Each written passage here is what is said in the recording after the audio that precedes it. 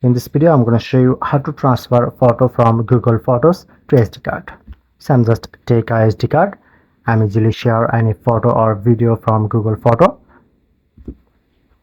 So at first take a converter USB to Type-C, and this is my SD card, or if you want to use your external SSD card, just open your file apps and now connect your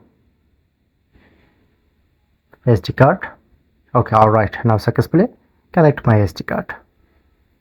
Okay, let's open photo apps and you just select any video or photo. Long press to select and just press on to share option. Scroll down, showing you to save to file.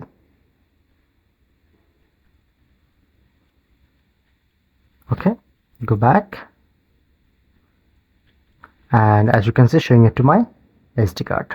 Select, and you just select any folder or create folder, like a new folder to create, and just save.